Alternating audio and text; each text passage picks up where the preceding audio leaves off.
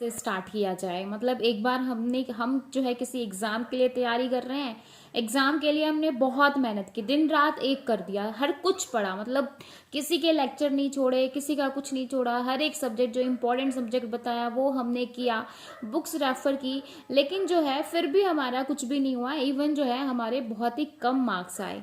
फिर जो है ऐसा लग रहा है कि अब पढ़ाई में कुछ नहीं होना, कितना भी पढ़ लो, इतना सारा सिलेबस है, कुछ नहीं हो सकता, है ना। तो ये बहुत सारे बच्चों की दिक्कत है, बच्चे बच्चे नहीं, हर किसी के साथ होता है ऐसा कि भाई हमने बहुत कुछ कर लिया है, अब हमारा कुछ नहीं हो सकता है, फिर से भी अगर स्टार्ट करेंगे तो एग्जामिनर जो है एग्जाम में पता नहीं कहाँ से जो है एग्जाम देता है ना।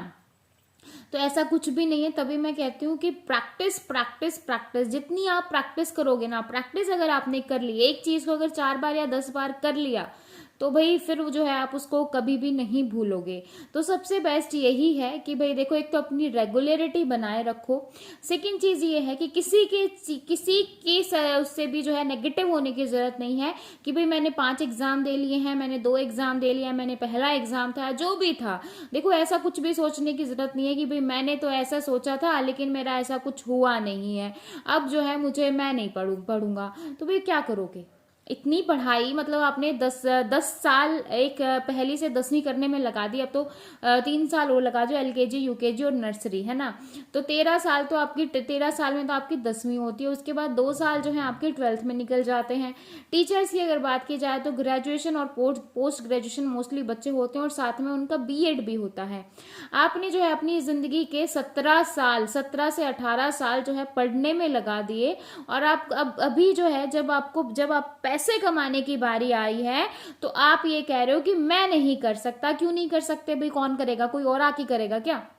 17-18 साल पढ़ सकते हो, तो 1-2 साल पढ़ने में कोई दिक्कत हो रही है? मतलब अगर एक बार नहीं हुआ तो दोबारा से करने में दिक्कत हो रही है क्या? मतलब मुझे समझ में नहीं आ रहा, बच्चे इतने नेगेटिव क्यों हो जाते हैं।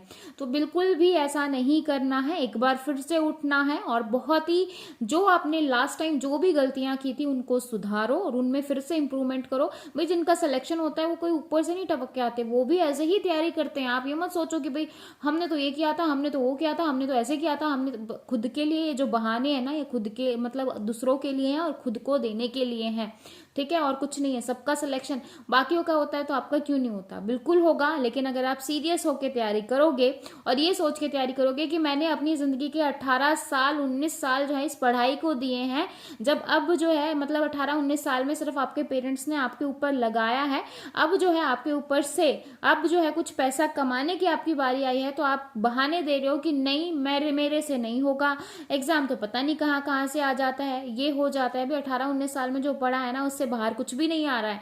तो अपनी आंखें नाके कान सब कुछ को खोलो और जो है अपने प्रॉपर से पढ़ाई करना शुरू करो, ठीक है। तो आई होप जो है आपको इस यहाँ से कुछ ना कुछ तो समझ मिला ही होगा कि भाई आपको पढ़ना है और पढ़ना है, और इतना पढ़ना है कि जब तक जो है आपका सपना पूरा ना हो जाए और आपके पेरेंट्स का सपना पूरा ना हो जाए, ठीक है। तो आई होप आपको वीडियो अच्छी लगी होगी, लगी है तो फटाफट लाइक कर दीजिए, और लाइक के साथ साथ अगर चैनल पर नए हैं तो चैनल को सब्सक्राइब कर दीजिए, और अपने फ्रेंड्स के साथ वीडियो को शेयर करना बिल्कुल भी ना भूले। तो फिर मिलेंगे ऐसे नई अपडेट के साथ, तब तक के लिए बाय एंड थैंक यू।